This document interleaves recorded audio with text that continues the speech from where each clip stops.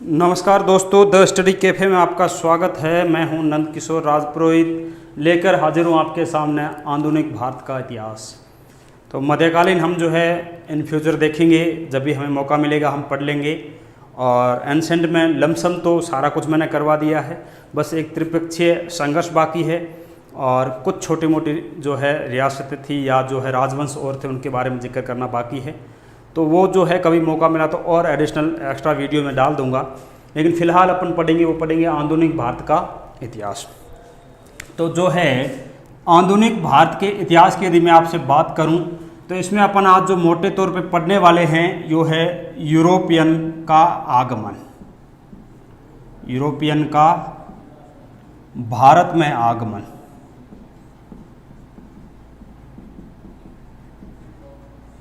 हम देखेंगे कि किस प्रकार यूरोपियन लोग जो भारत में आए और उनका आगमन हुआ था, उसके बारे में बात करेंगे। तो सबसे पहले आप सबको नमस्कार, आदाब, और जो लोग जुड़े हैं जल्दी से लाइक कर लीजिएगा, ठीक है।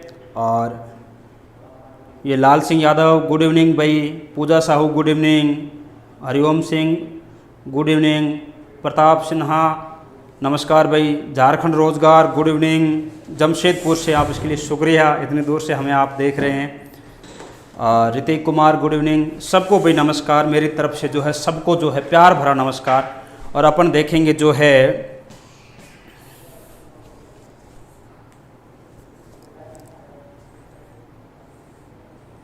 अपन जो देखेंगे वो देखेंगे जो है आज भारत में विदेशियों का आगमन, ठीक है। चलिए, तो एक सीरीज बनती है भारत में, आपसे क्वेश्चन पूछते भी हैं तो वो आपको पता होनी चाहिए। तो जो है भारत में सबसे पहले आए वो आए पुर्तगाली। कौन आए? पुर्तगाली, ठीक है। फिर जो है दूसरे आएंगे वो आएंगे आपके जो है डच, जो हॉलैंड के निवासी थे। तीसरे होंगे वो होंगे अंग्रेज। कौन होंगे? अंग्रेज। और चौथे होंगे वो होंगे आपके जो है डेनिश। कौन होंगे? डेनिश। और इसके बाद होंगे वो होंगे फ्रांसीसी। कौन से होंगे? फ्रांसीसी। फिर होंगे स्वीडिश के, स्वीडन के जो थे वो स्वीडिश। इस तरह क्रम होता है। कई बार एसएससी बैंक में सीधा सीधा ये क्रम पूछ लेते हैं आपसे, सीधा सीधा एज इट पूछ लेते हैं कि भारत में जो है आने का क्रम क्या था विदेशियों का। तो सबसे पहले कौन आए? आपके पुर्तगाली आए, फिर डच आए, फिर अंग्रेज आए, फिर डेनिश आए, फिर फ्रांसीसी आए और जो है स्वीडिश सबसे अंत में आए। इनमें जो है भारत में स्थायी सत्ता स्थापित करेंगे, जो आगे जाके इन सारी शक्तियों को हरा के और भारत की स्थानीय शक्तियों को पराजित करके वो होंगे आपके अंग्रेज। कौन होंगे? अंग्रेज। जो हम कहते हैं कि अंग्रेजों ने हमें 300 साल तक लूटा, वो लूट यहीं से शुरू होती है, ठीक है। तो हम देखेंगे क्रम वाइज जो है स्टेप बाय स्टेप हम देखेंगे कि किस तरह उन्होंने जो स्थानीय शासकों को पराजित किया था, किस तरह विदेशी ताकतों को पराजित किया और किस प्रकार या कौन कौन से युद्धों ने जो है ये भूमिका तय की कि भारत में अंग्रेज ही जो है वो क्या होंगे? सर्वश्रेष्ठ होंगे या अंग्रेज ही जो है स्वामी होंगे। तो वो सारी बातें अपन करेंगे धीरे धीरे करके।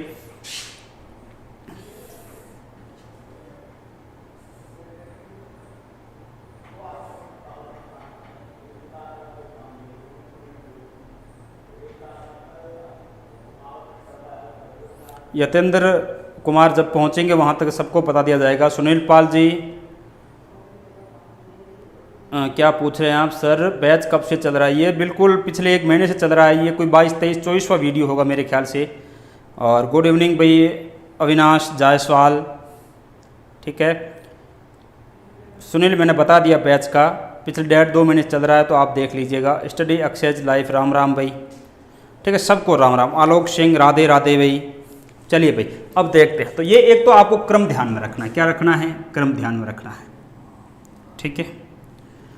तो आज अपन जो पढ़ेंगे भारत में वो पढ़ेंगे सबसे पहले पुर्तगाली आए, उसके बारे में बात करेंगे। किसके बारे में बात करेंगे? भारत में जो सबसे पहले कौन आए? पुर्तगाली आए, उनके बारे में बात करेंगे।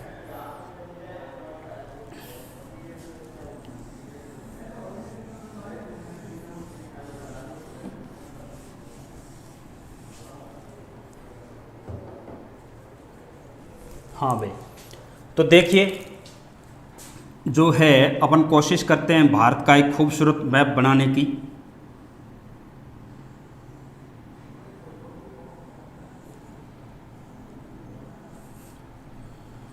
ठीक है, इधर करके जो है ये बंगाल वगैरह होगा, और यहाँ से जो है यहाँ पाकिस्तान होगा,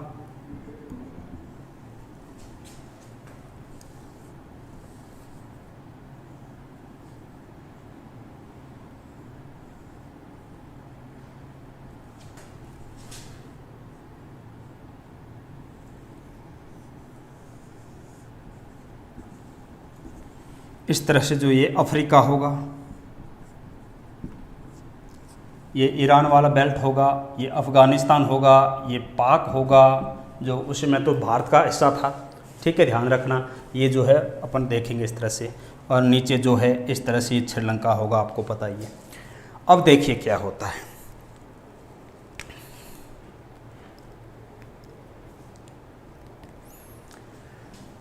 हुआ क्या कि जो है पुर्तगाल होता है, इस पुर्तगाल की बात कर रहे हैं अपन, पुर्तगालियों की बात कर रहे हैं। तो पुर्तगाल जो है, पुर्तगाली जो होते हैं, यहाँ का राजा होता है, उसने राजकुमार होता है हेनरी नेविगेटर। क्या नाम है? हेनरी नेविगेटर, इसका नाम ही है, जैसा आपको पता ही है। इस आदमी ने जो है कई सारी सारणियाँ बनाई। एक तो दिशा सूचक यंत्र की सारणियाँ बनाई। किसकी सारणी बनाई? दिशा सूचक यंत्र की सारणी। किसकी सारणी बनाई? दिशा सूचक यंत्र की सारणी। और दूसरी इसने सारणी बनवाई, वो बनाई जो है नक्षत्रों की गणना की। जो नक्षत्र होते हैं, नक्षत्र गणना की, ये दो सारणियाँ बनवाई इस आदमी ने, या इस शासक ने। ये राजकुमार थे पुर्तगाल की, क्या थे? राजकुमार। इन्होंने दिशा सूचक यंत्र और नक्षत्र गणना के लिए दो सारणियाँ बनवाई, और इन सारणियों की वजह से, दिशा सूचक और नक्षत्र की गणना की वजह से जो है लंबी लंबी समुद्री यात्राएं संभव हो सकी। क्या हो सकी? लंबी समुद्री यात्राएं संभव हो सकी। समुद्री यात्राएं क्या हो सकी? संभव हो सकी। इन लंबी समुद्री यात्राओं के संभव होने से जो है इन लोगों को अपने व्यापार वाणिज्य को प्रसारित करने के लिए, या अपने मूलभूत आवश्यकता की वस्तुओं के आयात के लिए भी इवन जो है नए नए क्षेत्रों की खोज करने की आवश्यकता महसूस हुई। तो जो है इन दोनों की वजह से पुर्तगाल के अंदर जो है, कहाँ पे, यहाँ सपोज करते हैं पुर्तगाल है, पुर्तगाल, यहाँ पे जो है एक आदमी होता है, 1486 की घटना है। इस आदमी का नाम है बार्थोलोम्यू। क्या नाम है? बार्थोलोम्यू। याद रखना, कई जगह लोम्यू लिखा होगा, कई जगह लोम्यो लिखा होगा, बार्थोलोम्यू। ये आदमी जो है इंडिया की खोज के लिए निकलता है। ठीक है, और ये जो है यहाँ घूमता घूमता आता है, और यहाँ पर आता है अफ्रीका के पास उत्तर आसा द्वीप में। कहाँ पे आता है? उत्तर आसा द्वीप में। कहाँ आ जाता है? उत्तर आसा द्वीप, जिसे आप कहते हैं कैप ऑफ गुड होप। ठीक है, कैप ऑफ गुड होप। ठीक है, यहाँ आता है, इसकी खोज कर लेता है। ठीक है, कालांतर में इसी जो है आगे जाके क्या होगा, ये तो इससे आगे नहीं बढ़ पाएगा, लेकिन जो है 1498 की घटना है। कब की घटना है? 1498 की। पुर्तगाली यात्री होगा जिसका नाम होगा Vasco D gamma. Vasco D gamma. ठीक है, क्या नाम होगा? Vasco D gamma. क्या नाम होगा इसका? Vasco D gamma. ये आदमी भी इसी सेम रूट से निकलता है, और यहाँ करते पहुँचते पहुँचते यहाँ आएगा, और यहाँ पे जो हाँ आएगा ये वो तट होगा केरल का। कौन सा तट होगा? केरल का। ठीक है, कौन से तट पे आएगा? केरल के तट पे आएगा। केरल के तट पे आएगा तो जो है यहाँ एक जगह है, उसकी जगह का नाम है कालीकट। क्या नाम है? कालीकट। ठीक है, ये आदमी यहाँ से यात्रा करके उत्तर आसा द्वीप से होते हुए जब यहाँ आता है आपके कहाँ पे? केरल के तट पे। तो इसका जो सहयोगी होता है, आपसे पूछते हैं सहयोगी, वो होगा अब्दुल मनिक। क्या नाम है? अब्दुल मनिक। ये अब्दुल मनिक जो है गुजराती, कहाँ के थे? गुजरात के थे, गुजराती था। ठीक है, इस चीज़ का ध्यान रखना। अब्दुल मनिक कहाँ का होगा? गुजरात या गुजराती होगा। विपिन कुमार, प्राचीन भारत हो गया है गुप्त काल तक। ठीक है, त्रिपक्षीय संघर्ष वगैरह करवाने हैं, बाकी हो गया है, और बाकी अपन देख लेंगे जैसे जैसे टाइम मिलेगा अपन को, अपन देखेंगे। बैच का टाइम 5 बजे ही है, मैं तो लाइव 5 बजे रहता हूँ भाई रणजीत। ठीक है, चलिए लाइक कर दीजिए जो भी नए लोग हैं प्लीज। ठीक है, तो सुनिए, तो जो है ये सहयोगी होता है किसका, वास्को डी गामा का। उसका नाम क्या है, अब्दुल मलिक, जो कहाँ का है, गुजरात का। और वो कहाँ उसको ले आता है, कालीकट ले आता है। कालीकट कहाँ पड़ता है, केरल में पड़ता है। कहाँ पड़ता है, केरल में पड़ता है। इस समय कालीकट का राजा होता है, उसका नाम होता है जमोरिन। क्या नाम होता है, जमोरिन। ठीक है, क्या नाम होता है, जमोरिन। ये जमोरिन जो है इस समय यहाँ इसका वास्को डी गामा का क्या करता है, स्वागत करता है। क्या करता है, स्वागत करता है। बस ये जमोरिन जो है ये क्या है, कालीकट का राजा है, ये ध्यान रखना। तो दो चीजें क्लियर रखना, कालीकट का जब वास्को डी गामा भारत आया तो कालीकट का राजा कौन था, तो कालीकट का राजा जो है आपका कौन था, जमोरिन था। कौन था, जमोरिन था। और जो है भारत आने पर जो है या रास्ते में उसका सहयोगी कौन था, जिसने उसका जो है मार्गदर्शन किया भारत पहुंचने के लिए, वो अब्दुल मलिक नामक जो है एक गुजराती व्यापारी था या यात्री था। उसने जो है क्या किया, किसका, वास्को डी गामा का सहयोग किया। और वो कहाँ उतरा, आके कालीकट के बंदरगाह पे उतरा।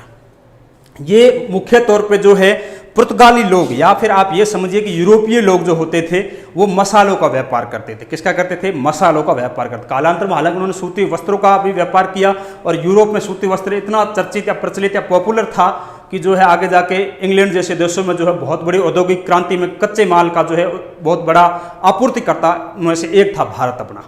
ठीक है, तो वो बाद में अपन आगे देखते जाएंगे जो जो चीज़ें होगी। लेकिन ध्यान रखना, प्रारंभिक तौर पे जब आए थे वो लोग तो व्यापार सिर्फ मसालों का व्यापार करने के लिए आए थे, क्योंकि यूरोप में जो है ठंड ज़्यादा रहती है, सर्दियाँ ज़्यादा रहती है, बर्फ़ ज़्यादा रहती है। तो लंबे समय तक मांस को सुरक्षित रखने के लिए, ठीक है ना, लंबे समय तक मांस को सुरक्षित रखने के लिए गर्म मसालों का प्रयोग किया जाता था। ठीक है, अब ये पुर्तगाली यात्री जो आया है आपका वास्को डी गामा, कौन आया है, वास्को डी गामा। इस आदमी ने भी जो है, इस आदमी ने भी जो भारत में जब ये 1498 में आया तो इसने जो है 60 गुना मुनाफा कमाया था। मसालों के व्यापार से इसने कितना मुनाफा कमाया भारत में, भारत से यूरोप मसाले भेजता था, उसमें कितना मुनाफा कमाया, 60 गुना मुनाफा कमाया। और ये चला गया कहाँ पे, भारत, वापस यूरोप या पुर्तगाल चला गया। फिर ये वापस आएगा, वो आएगा 1502 में। 1502 में जो है पुनः ये भारत आएगा। कहाँ आएगा, पुनः भारत आएगा। ये दो चीज़ें इसके बारे में ध्यान रखनी है। तो आपको पूछे कि भारत में आने वाला प्रथम पुर्तगाली यात्री कौन था, तो भारत में आने वाला प्रथम पुर्तगाली यात्री जो है वो आपका यही था, वास्को डी गामा, प्रथम पुर्तगाली यात्री। उम्मीद है आपको क्लियर हो गया होगा। प्रथम पुर्तगाली यात्री भारत में आने वाला कौन था, वास्को डी गामा, जो कब आया, 1498 में। प्रथम बार में इसने कितना मुनाफा कमाया, 60 गुना। किसका व्यापार करता था, मसालों का। और पुनः भारत कब आया, ये 1502 में। ये तो एक क्वेश्चन हुआ प्रथम यात्री का। ठीक है, अब जो है दूसरा भारत में जो पुर्तगाली यात्री आएगा वो आएगा आपका पेड्रो अल्वारेज कैब्राल। ठीक है, कौन आएगा, दूसरा पुर्तगाली यात्री। मैं लिख रहा हूं आपके जो है यहां लिख देता हूं, दूसरा पुर्तगाली यात्री भारत में आएगा, दूसरा पुर्तगाली यात्री भारत में आएगा, दूसरा पुर्तगाली यात्री जो होगा वो होगा आपका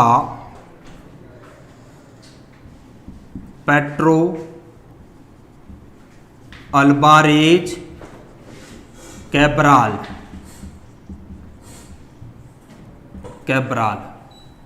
पेड्रो अल्वारेज कैब्राल, ये क्या था, दूसरा पुर्तगाली यात्री था जो कहाँ आया, भारत आया। और ये वही आदमी है जिसने ब्राजील की खोज की थी। किसकी खोज की थी, ब्राजील की खोज। ये वही आदमी है, कौन, पेड्रो अल्वारेज कैब्राल, जिसने किसकी खोज की थी, ब्राजील की खोज की थी। अब दो चीज़ें आपको क्लियर होनी चाहिए कि प्रथम पुर्तगाली यात्री भारत आने वाला कौन था, वास्को डी गामा था। और दूसरा पुर्तगाली यात्री भारत आने वाला कौन सा था, पेड्रो अल्वारेज कैब्राल था। कौन था, पेड्रो अल्वारेज कैब्राल था। इस चीज़ का ध्यान रखना। बिल्कुल मंजेश, आपने बिल्कुल सही बताया। शंकर लाल जी, मेरी रोज़ की क्लास का टाइम जो है 5 बजे है। Prabhat Kumar sir, medieval history का, प्रभात मैंने लेक्चर शुरू में बता दिया है कि जैसे जैसे मुझे वक्त मिलेगा मैं मिडिवल हिस्ट्री पे आपको करवा दिया करूँगा।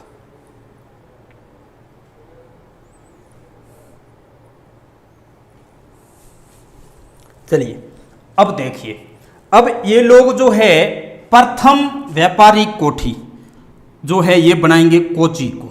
मैं इधर लिख रहा हूँ तो देख लेना, क्योंकि मैप में जैसा बनाया उसमें जगह के हिसाब से एडजस्ट करना पड़ेगा मुझे सारी चीज़ें, तो इसमें इधर उधर कोई चीज़ें हो जाती है, एग्जैक्ट मैप में लोकेशन के अकॉर्डिंग नहीं होती है, तो आप समझ जाना कि समझाने के हिसाब से बनाया हुआ है बस। तो कोचीन जो है इसमें इन्होंने प्रथम व्यापारी कोठी स्थापित की, व्यापारिक कोठी स्थापित। तो आपको पूछे पुर्तगालियों ने प्रथम व्यापारिक कोठी कहाँ स्थापित की? कोची। और कब की? 1503 में। कई बार ये पूछ रहे थे कि पुर्तगालियों की प्रथम राजधानी कौन सी थी भारत में, तो राजधानी भी कहे तब भी आप ये ध्यान रखना, कोची को इन्होंने क्या बना दिया? अपनी राजधानी बना दिया। क्या बना दिया? एक प्रकार से राजधानी बना दिया। तो जो है कोची को इन्होंने जो है 1503 में प्रथम व्यापारिक कोठी स्थापित की, या यही मुख्य स्थान पुर्तगालियों का भारत में था, वो था कोची। ठीक है, अब क्या होगा? अब जो है इस समय इनका एक प्रथम गवर्नर बन के आएगा। कौन आएगा? प्रथम गवर्नर या वायसराय। प्रथम पुर्तगाली वायसराय कौन था? प्रथम पुर्तगाली वायसराय तो अल्फासो फ्रांसीसी डी अल्मेडा था। कौन था? फ्रांसीसी डे अल्मेडा। ध्यान रखना, दोबारा सुन लेना। प्रथम पुर्तगाली वायरस भारत में जो आया था वो कौन था? फ्रांसीसी डे अल्मेडा। प्रथम व्यापारिक कोठी पुर्तगालियों की कौन सी थी? कोची थी। कब स्थापित की गई? 1503 में। प्रथम पुर्तगाली यात्री भारत आने वाला वास्को डी गामा। दूसरा पुर्तगाली यात्री भारत आने वाला पेड्रो अल्वारेज कैब्राल। ब्राजील की खोज किसने की? तो जो है पेड्रो अल्वारेज कैब्राल। क्लियर है? चलिए, तो प्रथम पुर्तगाली वायरस भारत आएंगे वो फ्रांसीसी डे अल्मेडा आएंगे। कौन आएंगे? फ्रांसीसी डे अल्मेडा। अब आप देखो आगे क्या क्या सीन होता है।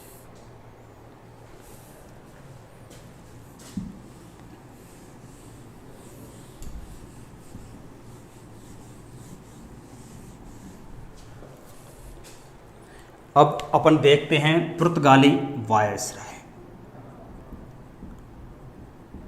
कहाँ के वायसराय देख रहे हैं? पुर्तगाली। जैसा कि मैंने आपको बताया, प्रथम जो है वो कौन है? फ्रांसीसी डे अल्मेडा। अब कॉमन सेंस है, कोची राजधानी, तो कहाँ बैठेगा? कोची में। ठीक है, अब अपना देखते हैं दूसरा। दूसरा जो होगा वो होगा अल्बुबर्ग। कौन सा होगा? अल्बुबर्ग।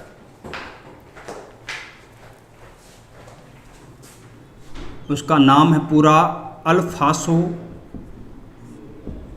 डी अल्बुबर्ग। ठीक है, अल्फासो डी अल्बुबर्ग। ये क्या होगा? दूसरा पुर्तगाली होगा। ये आएगा बन के, ये आएगा 1510 में। कब बन के आएगा? 1510 में। हालांकि ये भारत 1503 में आया था, स्क्वाड्रन लीडर बन के आया था, एक कमांडर बन के आया था, लेकिन ये बहुत ही कूटनीतिज्ञ और तेज तर्रार आदमी था। इसकी प्रतिभा को देख के जो है पुर्तगालियों ने जो है क्या किया? अल्फासो डी अल्बुबर्ग को भारत का क्या बना दिया? दूसरा वायसराय बना दिया। क्या बना दिया? दूसरा वायसराय। ठीक है, इसी ने 1510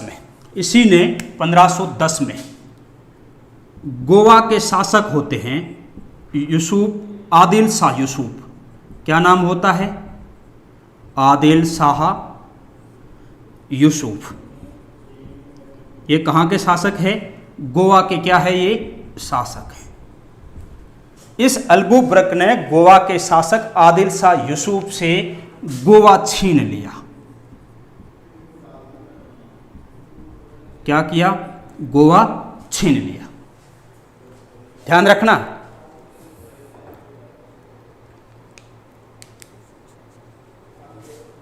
ठीक है ना, ध्यान रखना। तो आदिल शाह यूसुफ से क्या किया? गोवा छीन लिया। कई बार बुक्स में जो है या अलग होगा, यूसुफ से आदिल भी लिखा हुआ होगा, तो एक ही चीज है। ठीक है, इसको जो है इसको उकसाया था, वो उकसाया था विजयनगर के शासक कृष्णदेव ने।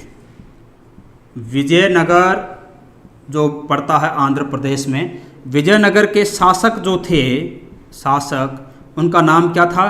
कृष्णदेवराय। कृष्णदेवराय। इन्होंने जो है इसको क्या किया? उकसाया। क्या करने के लिए? क्या करने के लिए? गोवा पे आक्रमण के लिए। ध्यान रखना। दूसरा जो आते हैं आपके वायसराय पुर्तगाली, वो है अल्फासो डी अल्बुबर्क, 1510 में आता है। हालांकि भारत में 1503 में आ गया था। उस समय यह क्या था? एक प्रकार का स्क्वाड्रन कमांडर था। इस आदमी ने विजयनगर के शासक कृष्णदेवराय के कहने पर या उकसाने पर इसने गोवा को छीन लिया। किसे? आदिल शाह यूसुफ से। किसे छीन लिया? आदिल शाह यूसुफ से।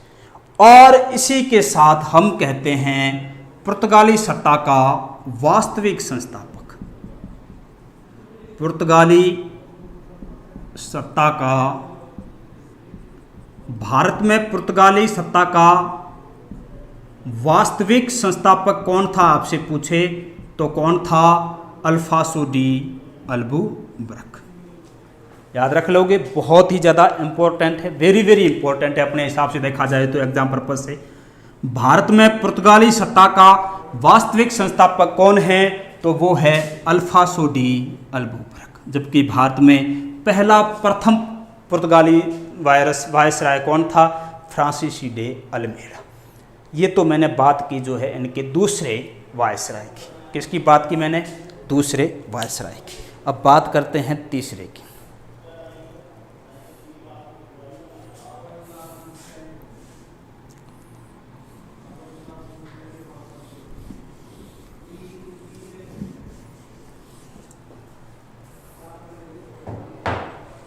दूसरे के बाद जो है आगे तीसरा जो है इनका वायसराय आएगा। तीसरा वायसराय वो होगा Nuno da Cunha. Nuno da Cunha. इस आदमी ने, नीनो डी कुन्हा ने जो है क्या किया? बहुत ही ऐतिहासिक काम किया। इसने कोची की जगह गोवा को अपनी राजधानी बनाया। बस ये ध्यान रखना। और ये घटना है 1530 की। कब की घटना है? 1530 की। देखिए मैंने बताया कि तीसरा वायसराय जो होता है वो नीनो डी कुन्हा होता है, जो 1530 में क्या बनता है? वायसराय बनता है। और इसने गोवा को जो है क्या बना दिया? अपनी राजधानी। ठीक है। कालांतर में जो है इसी समय जो है आगे जाके 31, 32 और 36 में, 1531, 1532, 1536 में, ठीक है, ये दीव पर अधिकार कर लेगा। दीव यानी गुजरात वाला क्षेत्र। ठीक है। दीव और जो है सेंट थोमे और जो है बम्बई, इन तीनों पे अधिकार करके यहाँ पे पुर्तगाली बस्तियाँ बसाएगा। क्या करेगा? पुर्तगाली बस्तियाँ बसाएगा। कौन? Nuno da Cunha. कहाँ कहाँ पे? दीव, सेंट थोमे और बम्बई में। ठीक है। तीनों जो है क्या करेगा? बस्तियाँ बसाएगा। कहाँ पे? जो है यहाँ पे। चलो आगे बात करते हैं। और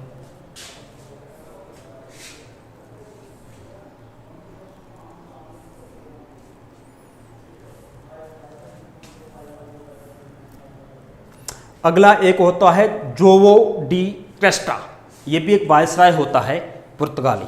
इसने जो है दीव, सेंट थोमे और बम्बई पे क्या कर लिया? पूर्णतः अधिकार कर लिया। इसने तो बस्तियां बसाई, उसने क्या कर लिया था? अधिकार कर लिया था। ये ध्यान रखना।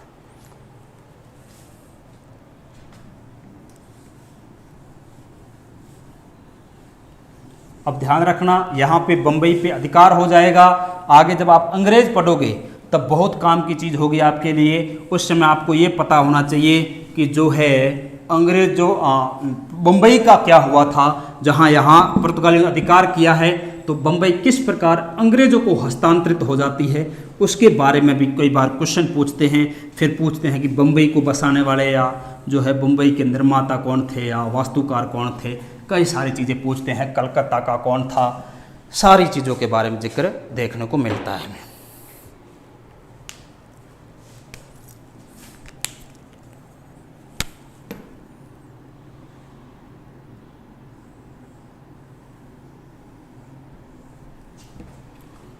तो अपन देख रहे हैं क्या?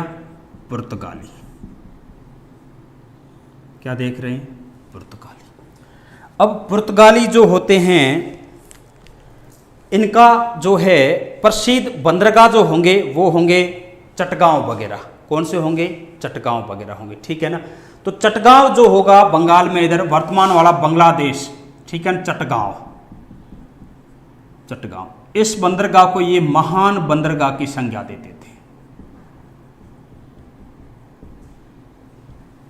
किसकी संज्ञा देते थे? महान बंदरगाह की संज्ञा। अब पुर्तगाली इतने शक्तिशाली हो गए थे, पुर्तगालियों का भारत में आने का केवल 2 उद्देश्य थे इनके। जो आपसे भारत में उद्देश्य पूछे तो 2 उद्देश्य थे। एक तो जो है अरब व्यापारियों का एकाधिकार समाप्त करना, और वेनिस व्यापारियों का, वेनिस इटली में शहर है, वेनिस व्यापारियों का जो है जो इनका एकाधिकार था इसको समाप्त करना इनका मकसद था। इसका हमें जो है संघर्ष देखने को मिलता है।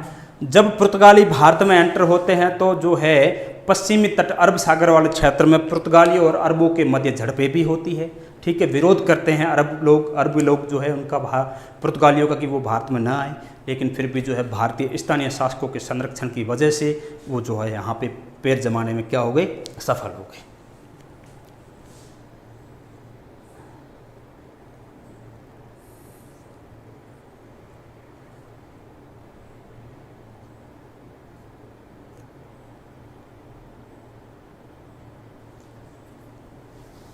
मर्जी आए वो बुक पढ़ो, बस पढ़ा करो और कुछ नहीं, पढ़ा करो बस।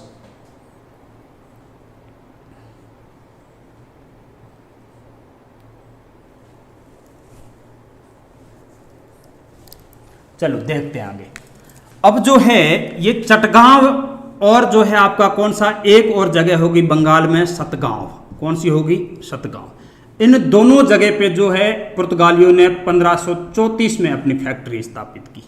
कब फैक्ट्री स्थापित की? 1534 में जो है अपनी क्या की? फैक्ट्री स्थापित की। और उस समय जो है बंगाल के शासक थे वो महमूद शाह थे। महमूद शाह थे, इस चीज़ का ध्यान रखना। कालांतर में जो है 1632 में, कब भाई? 1632 में जो है इन्होंने आगे हुगली में भी अपना व्यापार स्थापित किया। हुगली भी बंगाल में पड़ता है। और 1632 में शाहजहां ने हुगली इनसे छीन ली। ये ध्यान रखना, क्वेश्चन पूछते हैं। शाहजहां ने हुगली छीन ली थी 1632 में। शाहजहां ने क्या किया? हुगली छीन ली थी, ये ध्यान रखना। और आगे जाके है ये चटगांव है, यहाँ पे जो है लूटपाट ज़्यादा था, तो लुटेरों का सफाया किया था, वो किया था औरंगजेब ने। चटगांव से लुटेरों का सफाया किसने किया? औरंगजेब ने किया। किसने किया? औरंगजेब ने किया। इस चीज़ का ध्यान रखना। कालांतर में जो है पुर्तगाली नौसेना के क्षेत्र में जो है इतने सशक्त और इतने जो है प्रभावशाली हो गए कि यहाँ आगे एक अपनी जल संधि पड़ती है, मलक्का जल संधि। कौन सी पड़ती है? मलक्का। इस जल संधि पे जो है इन्होंने क्या कर लिया? पूर्णतः अधिकार कर लिया। अब जो भी व्यापार है, हालांकि वर्तमान में भी मलक्का का बहुत ही ज़्यादा महत्वपूर्ण रोल है विश्व व्यापार में, ध्यान रखना। बहुत संकरी है, अंडमान निकोबार से आप नीचे जब जाते हैं तो मलेशिया के उधर तो नीचे जो है संकरी जल संधि है, तो जो है वहाँ मलक्का पे जो है इन्होंने अधिकार कर लिया। और इधर स्टेट ऑफ हार्मूज होती है, उस पर भी ये क्या कर लेंगे? अधिकार कर लेंगे। इन दोनों पे अधिकार की वजह से इनका जो है पूरे व्यापार वाणिज्य पे क्या हो जाता है? एकाधिकार हो जाता है। क्या हो जाता है? एकाधिकार, ठीक है ना। क्योंकि यहाँ आपको जो है अमेरिकन, लैटिन अमेरिकन देशों से, चाइना से, जापान, रसिया, वहाँ से लेके वापस आपको अरब प्रायद्वीप, भारत या यूरोपियन कंट्रीज से व्यापार करना है, तो यहाँ से यहाँ जाने के लिए आपको मलक्का जल संधि से होकर ही गुजरना पड़ेगा, ठीक है। और यहाँ पे किसका अधिकार हो गया? पुर्तगालियों का। इसलिए पुर्तगाली जो है समुद्र के क्षेत्र में जो है बहुत बड़ी शक्ति बन के उभरे। और इनका समुद्री जो क्षेत्र का साम्राज्य था, इनका जो समुद्री साम्राज्य था, समुद्री साम्राज्य, पुर्तगालियों का समुद्री साम्राज्य एस्तादो द इंडिया कहलाता था।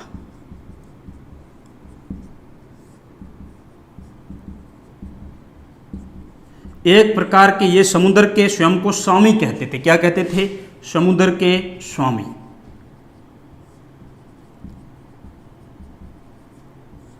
क्या कहते थे? समुद्र के स्वामी। इनका समुद्री साम्राज्य क्या कहलाता था? Estado the India. और यही इनकी कंपनी का नाम था। जो पुर्तगाली कंपनी भारत में व्यापार के लिए आई थी उसका नाम क्या था? Estado the India. ठीक है, ध्यान रखना। चलिए, इसके अलावा जो है इनका कई सारी और चीज़ें हमें देखने को मिलती है। हमें देखने को मिलता है कि जो है इनका नीले पानी की नीति या नीले सागर की नीति, नीले पानी की नीति, ये नीले पानी की नीति जो है ये इसी के अंतर्गत थी। किसके? ये इनके साम्राज्य के अंतर्गत थी। ध्यान रखना, इसी नीले पानी की नीति में अपने साम्राज्य को ये कहते थे एस्तादो इंडिया, और अपने समुद्र का अपने आप को क्या मानते थे? स्वामी मानते थे। ठीक है, इसके अलावा जो है इनका एक और प्रसिद्ध जो है आपका एक प्रसिद्ध जो है 2-3 चीजें और थी। जैसे मैं कह दूं आपसे कि जो है आर्मेडा पद्धति। कौन सी पद्धति? आर्मेडा।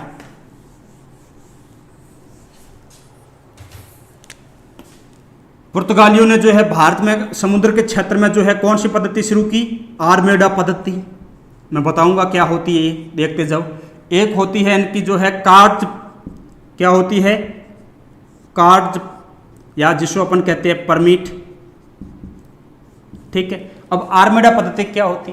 जैसे कोई भी समुद्री जहाज है, व्यापारिक जहाज है, वो जो है अरब सागर में होके या हिंद महासागर में जो अपने व्यापार के लिए जाना चाहता है, यात्रा करना चाहता है, तो उसको लूटपाट से किसी प्रकार का भय है तो उसको जो है संरक्षण या सुरक्षा देते थे। वो कौन देते थे?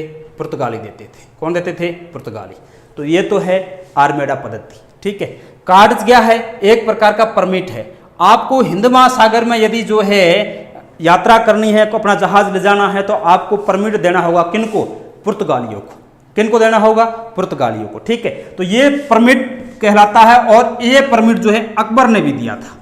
किसने दिया था? अकबर ने भी। अकबर ने मुगल जहाज जो व्यापार वाणिज्य के लिए निकलते थे, वो लोग जो है पुर्तगाली को क्या देते थे? कार्ड्स अदा किया करते थे। क्या किया करते थे? कार्ड्स। तो अपन समझ सकते हैं कि पुर्तगाली जो है कितने बड़े जो है आपके इस क्षेत्र के स्वामी बन बैठे थे। और इस क्षेत्र से जो ये आपको क्षेत्र दिख रहा है, ये क्षेत्र, इस क्षेत्र से पुर्तगाली जो है सर्वाधिक मसालों का व्यापार करते थे। कोकण और मालाबार तट से ये क्या करते थे? सर्वाधिक मसालों का व्यापार। इस चीज का ध्यान रखना। आपको आज से आगे पूछे कि सर्वाधिक मसालों का व्यापार जो है, जिसमें काली मिर्च विशेष तौर पे, तो कोकण तट से जो है ज़्यादा काली मिर्च का व्यापार करते थे, और बाकी दाल, चीनी वगैरह जो है, ऊनी वस्त्र वगैरह है, उसका मालाबार तट से जो है आयात निर्यात करते थे। ठीक है, ध्यान रखना चीज़ का। और जो है नागपट्टनम बंदरगाह था, वहाँ से ये जो है दक्षिण पूर्वी एशियाई देश जो थे, जो फार ईस्ट वाले देश, साउथ ईस्ट वाले देश है, जो आपका इंडोनेशिया है, मलेशिया है, इन देशों से व्यापार वाणिज्य के लिए, सिंगापुर है, इनके लिए जो नागपट्टनम बंदरगाह से जो है अपना प्रयोग करते थे। तो इस प्रकार हम देखते हैं कि पुर्तगालियों ने जो है बहुत बड़े क्षेत्र पे भारत में अधिकार कर लिया। और उनकी जो है 3 चीज़ें मैंने अभी आपको बताई। समुद्री साम्राज्य या नीले पानी की नीति जो है वो क्या कहलाती थी? एस्तादो द इंडिया कहलाती थी। और ये स्वयं को क्या कहते थे? समुद्र के स्वामी कहते थे। और इन्होंने जो है हिंद महासागर में कार्ड या परमिट पद्धति शुरुआत की, जिसमें हमें जो है यात्रा करने के लिए क्या लेना होता होगा? परमिट लेना पड़ता था। और अकबर ने भी यहाँ क्या लिया था? परमिट लिया था। चलिए, और जो है इनकी दूसरी जहाज़ों को जो है सुरक्षा देने की नीति जो है वो आर्मेडा पद्धति या काफिला पद्धति। इसका हिंदी में नाम आर्मेडा का क्या है? काफिला पद्धति। ध्यान रखना, यदि आप इसमें आर्मेडा में कंफ्यूज हैं तो काफिला पद्धति, बस इतना ध्यान रखना। काफिला, काफिला मतलब बहुत सारा जत्था। ठीक है, तो है काफिला पद्धति का जो है ये प्रयोग करते थे। इस तरह से हमें ये देखने को मिलता है पुर्तगालियों के बारे में। ठीक है, तो ये 3-4 चीज़ें अभी बताई, ये इंपॉर्टेंट है। और पहले जो पहला यात्री, पहला गवर्नर या वायसराय जो है, दूसरा वास्तविक संस्थापक, किसने गोवा को राजधानी बनाया, ये सारी चीज़ें भी क्या है अपने आप में इम्पोर्टेंट है। अब अपन देखते हैं इसमें पुर्तगालियों का भारत की में जो है पतन क्यों हुआ उसके बारे में बात करते हैं, और भारतीय समाज पे क्या प्रभाव पड़ा उसके बारे में भी बात करते हैं।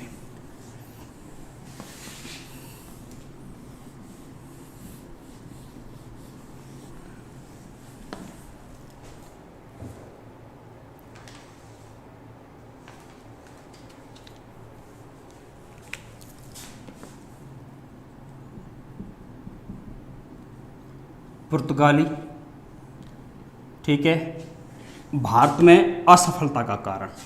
पुर्तगालियों का भारत में असफलता का कारण के कारण, ठीक है। और दूसरा अपन देखेंगे वो देखेंगे क्या, इनका प्रभाव, भारतीय समाज पर प्रभाव, समाज कह दो या भारतीय पर, जो भारत पर जो है इसका क्या है प्रभाव, समाज पर प्रभाव। दो चीज़ें अपन को देखनी है इसमें, अपन क्या क्या देखेंगे। हाँ भाई, जो कमेंट क्या क्या देख लेते हैं। चंदन कौर रावानी, फ़ोन नंबर भेजिए सर, सॉरी ये मुझे इजाज़त नहीं है। Priya Kumari, good evening. Rinku Singh, notes बनाने ज़रूरी है क्या? वो तो आपके ऊपर डिपेंड करता है कि ज़रूरी है कि नहीं, वो आप देख लीजिए। शुक्रिया, लर्निंग के पे मैं अच्छा पढ़ाता हूँ इसके लिए। अरुण बालोतिया क्या लिखा,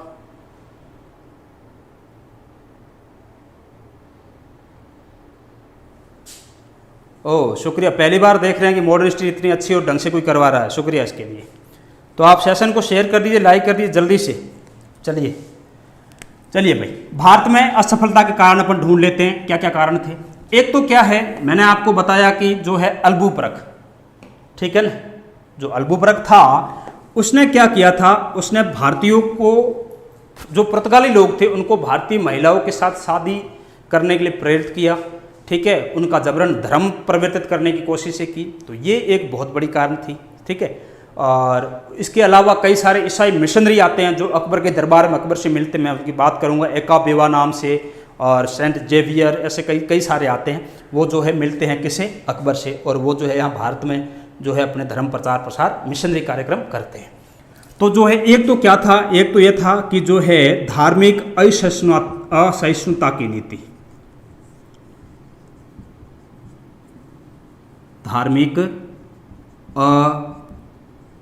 असहिष्णुता की नीति, ठीक है, धार्मिक असहिष्णुता की नीति। और क्या था, और जो है यूरोपीय व्यापारियों से प्रतिस्पर्धा, क्योंकि कालांतर में अंग्रेज वगैरह जो है वो उच्च तकनीकी वाले आ गए,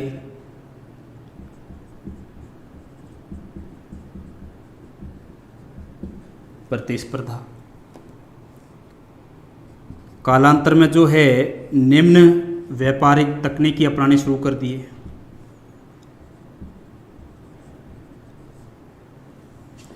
ठीक है। और क्या कारण हो सकता है, और जो है इन्होंने क्या किया, चोरी एवं लूटपाट का व्यापार, ठीक है। चार कारण तो ये हो गए, एक दो कारण और भी हो सकते हैं।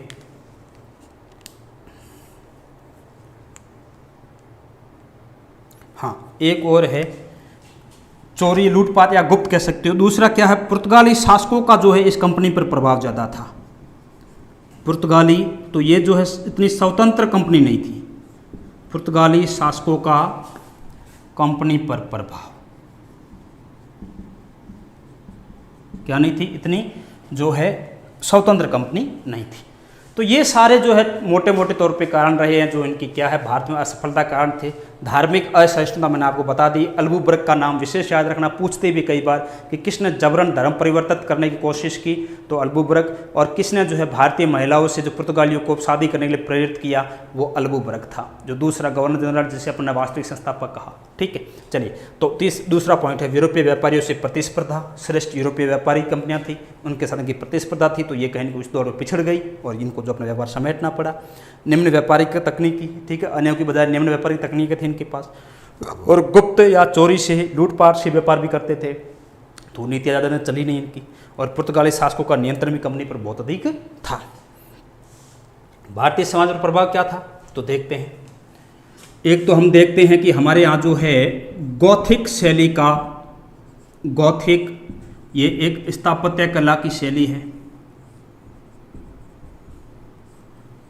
का आगमन होता है भारत में। क्या होता है, गॉथिक स्थापत्य कला या गॉथिक शैली की स्थापत्य कला जो है उसका भारत में क्या हो जाएगा, आगमन हो जाएगा। इसमें नुकीली या तीखी मेहराबें बनाई जाती है, ठीक है ना, और जो है बारीक सजावट होती है इसमें, और इस तरह की इमारतें आपको बम्बई में देखने को मिलेगी, ठीक है ना। जैसे कई सारी पिछली बार तो गॉथिक शैली के कुछ इमारतें उनको वर्ल्ड हेरिटेज साइट में भी शामिल किया गया है करंट में, ये जस्ट कुछ 4-6 महीने पहले। तो अभी मुझे उनका नाम तो याद नहीं आ रहा है, लेकिन इसे इमारतें आप मुंबई में देख सकते हैं, ठीक है ना। और क्या था, और हम देखते हैं, और अपन क्या देखेंगे इसमें, और देखते हैं कि जो है भारत में बड़े बड़े जहाज़ों का निर्माण करना शुरू किया। तो जहाज निर्माण का कार्यक्रम, भारत में बड़े बड़े जहाज़ों का निर्माण, तो ये हमने यहाँ से सीखा। और क्या सीखा, तंबाकू, मक्का, आलू आदि की जो हम क्या करने सीखे, खेती करना सीखे। क्या करना सीखे, खेती करना सीखे, ध्यान रखना।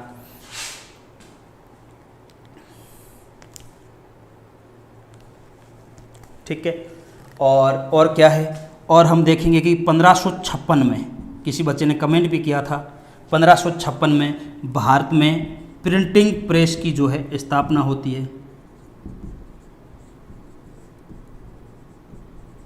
जिसने आगे जाके राजनीतिक चेतना और जागृति का काम किया भारतीय समाज में। आगे जाके अंग्रेजों के सामने लड़ने में बहुत मददगार साबित हुई प्रिंटिंग प्रेस, क्योंकि कई सारी पत्रिकाओं के माध्यम से हमें उनकी दमनकारी नीतियों का पता चलता था, है ना। तो 1556 में ही भारत में प्रिंटिंग प्रेस की स्थापना हो गई थी। इसका जो है प्रथम कारखाना या प्रिंटिंग प्रेस स्थापित की गई थी, वो की गई थी गोवा में। कहाँ की गई थी, गोवा में। हमारी जो है ज्योतिष शास्त्र है, आयुर्वेदिक है, दवाई औषधियाँ हैं, इन पे पहला यूरोपीय ग्रंथ जो है 1556 के करीब गोवा में ही लिखा गया था, ठीक है ना। ये पुर्तगालियों ने जो है जारी किया था।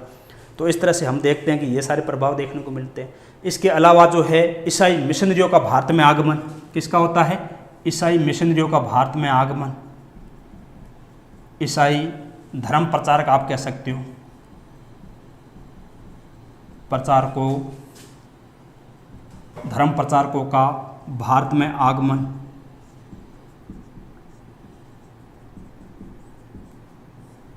ठीक है ना। जैसे अकबर के दरबार में सबसे पहले ये किसके दरबार में आए, अकबर के दरबार में कौन मिला आके, एका बेवा, ठीक है।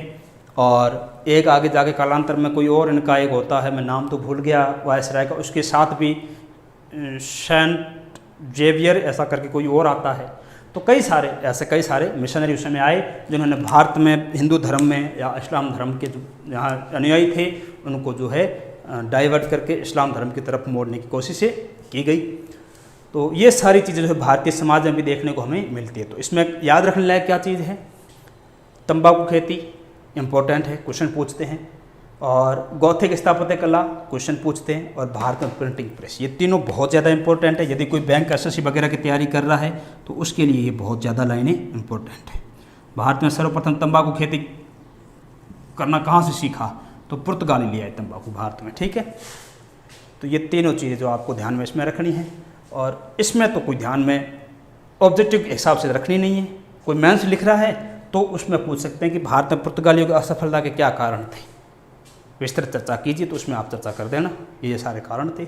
इसमें कुछ चीज़ें एक्स्ट्रा जोड़ देना कि क्यों असफल हुए, यूरोपीय प्रतिभा कैसी थी बता दीजिए, धार्मिक असहिष्णुता की नीति कैसे थी बता दीजिए, ठीक है। तो ये सारी चीज़ें आपको ध्यान में रखनी है। हाँ, ये बताया, अरुण बालोटिया ने बताया कि वो मॉन्सरेंट आए थे, बिल्कुल सही कहा, बिल्कुल सही कहा। वो जो ईसाई मिशनरी थे वो मॉन्सरेंट थे, बिल्कुल।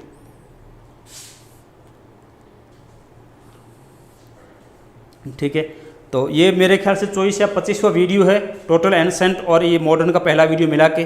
सारे वीडियो प्रीवियस आप देख लीजिएगा, आपको बहुत कुछ सीखने को मिलेगा, इस चीज़ का ध्यान रखना।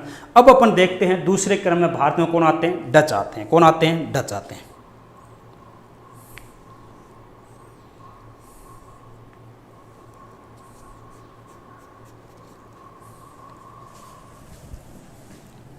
डचों का छोटा सा साम्राज्य रहा भारत में, और कालांतर में जब अंग्रेज शक्तिशाली हो गए, भारत में नौसेना की सर्वश्रेष्ठता अंग्रेजों ने साबित कर दी भारत में, तो उन्होंने जो है डचों को पराजित कर दिया। डच यानी हॉलैंड के निवासी है ना, और इनको पराजित कर दिया। और डचों का भारत में कोई खास इंटरेस्ट था भी नहीं, वैसे देखा जाए तो उनका खास इंटरेस्ट था मसालों के व्यापार में, और उनका फोकस था इंडोनेशिया पे, मसालों के व्यापार में। कहाँ पे था? इंडोनेशिया पे। तो अपन देख लेते हैं फिर भी कि इनमें इन्होंने क्या क्या हुआ था।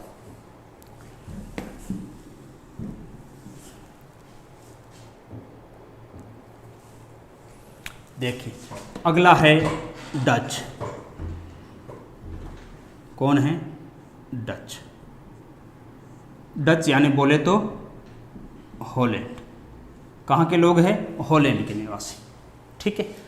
होता क्या है 1602 में, कब भाई? 1602 में यहाँ की संसद ने एक अधिनियम पारित किया।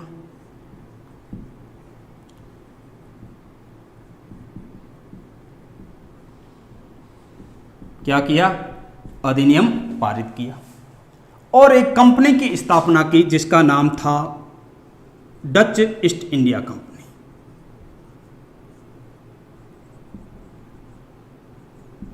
Dutch east India company. हालांकि इसका वास्तविक नाम वेरिंग दे ओस्ट इंडीज कंपनी था। डच भाषा में इसका नाम क्या था? वेरिंग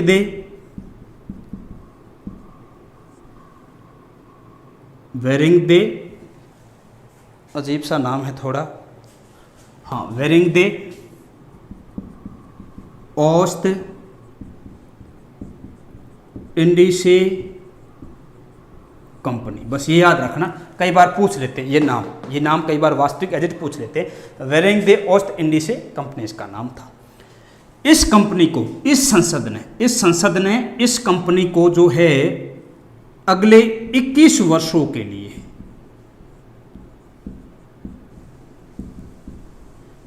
एक अधिकार पत्र दिया। क्या दिया? अधिकार पत्र। किस चीज का? तीन चीजें क्या थी? एक तो इसमें क्षेत्र शामिल था। क्षेत्र कौन सा था? जो है पूर्वी एशिया या पूर्वी देश जो है, पूर्वी एशियाई क्षेत्र जो है। ठीक है। इसमें और क्या था? इसमें था कि आप इन देशों पे जो है अगले 21 वर्षों तक आक्रमण कर सकते हैं।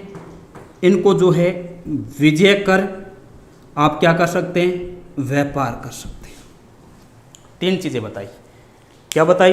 यहाँ की संसद ने एक स्पेशल अधिनियम पारित किया, एक कंपनी बनाई। कंपनी का नाम क्या है? डच ईस्ट इंडिया कंपनी, या अपन डच भाषा में कहते हैं वेरिंग दे ओस्ट इंडीज कंपनी। और इस कंपनी को इस संसद ने अधिकार दिया कितने वर्षों के लिए? 21 वर्षों के लिए। क्या कहा कि आप पूर्वी एशिया वाले क्षेत्र हैं, इन पे जो है 21 वर्षों तक आक्रमण कर सकते हो, आप इनको विजय कर सकते हो, और यहाँ क्या कर सकते हो? विजय करके व्यापार कर सकते हो। तीन चीज़ें की। कितनी चीज़ें की? तीन। अब ये कंपनी भारत में आएगी। कहाँ आएगी? भारत में। भारत में आएगी तो देखते जाओ क्या क्या होता है। भारत में आएगी तो जो है 1605 में। कब भाई? 1605 में इसने मुसलीपट्टनम को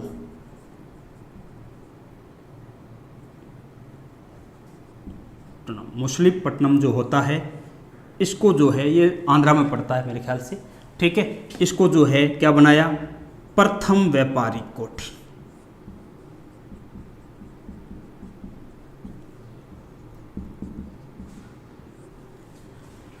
क्या बनाई? प्रथम व्यापारिक कोठी। ठीक है, ये ध्यान रखना। तो डचों की प्रथम व्यापारिक कोठी जो होती है वो कौन सी होती है? मुसलीपट्टनम होती है। दूसरी चीज क्या होगी इसमें? देखते जाओ। दूसरी, इन्होंने जो है बंगाल में प्रथम फैक्ट्री स्थापित करते हैं। वो प्रथम फैक्ट्री वो करते हैं पीपली में। कहाँ करते हैं? पीपली। पीपली के बाद ये आ जाएंगे बालासोर। कहाँ आ जाएंगे? बालासोर। लेकिन यहाँ के बाद भी जो है 1653 में चिनसुरा में इन्होंने एक फैक्ट्री बनाई। कहाँ पे? चिनसुरा। ये भी कहाँ है? बंगाल। कहाँ है? बंगाल। चिनसुरा में फैक्ट्री बनाई। ये इनकी सर्वाधिक शक्तिशाली व्यापारिक केंद्र था। आपको पूछे कि सर्वाधिक शक्तिशाली, सर्वाधिक महत्वपूर्ण, सर्वाधिक जो है मुख्य व्यापारिक केंद्र बंगाल में कौन सा था डचों का, तो बंगाल में सर्वाधिक महत्वपूर्ण या मुख्य व्यापारिक केंद्र था वो कौन सा था आपका, चिनसुरा।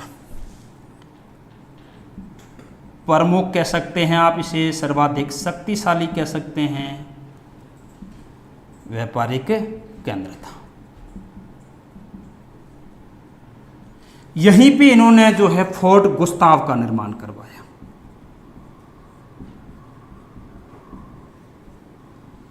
किसका निर्माण कराया, फोर्ट गुस्ताव का। हालांकि डचों में एक खासियत थी, डचों के जितने भी व्यापारिक केंद्र थे इनमें किलेबंदी बहुत कम होती थी, बहुत कम देखने को मिलती किलेबंदी नहीं करते थे। तो इस तरह से ये करते हैं यहाँ। अब कालांतर में क्या होता, जैसा कि मैंने आपको कहा कि इनका जो है ज़्यादा रुचि भारत में व्यापार वाणिज्य की थी नहीं, इनकी ज़्यादा रुचि किसमें थी, इंडोनेशिया के मसालों के व्यापार में थी। तो एक बहुत ही प्रसिद्ध युद्ध होता है वोदरा का युद्ध। ये जो है वोदरा का युद्ध होता है 1659 है, इसके समथिंग होता है। तो जो है वोदरा के युद्ध में जो है ये क्या होंगे, पराजित हो जाएंगे। किसे, अंग्रेजों से। बेदरा या वेदरा का युद्ध, ठीक है। कौन कौन होंगे, डच वर्सेज कौन होगा, अंग्रेज। अंग्रेजों का सेनापति होता है, बड़ा प्रसिद्ध नाम है, क्लाइव होता है, ध्यान रखना। कौन होता है, क्लाइव। इसके बारे में भी कई बार पूछ लेते हैं, ध्यान रखना। और इसमें जो है इनकी क्या हो जाती है, विजय हो जाती है। और इसी के साथ डचों ने भारत में अपना साम्राज्य समेट लिया।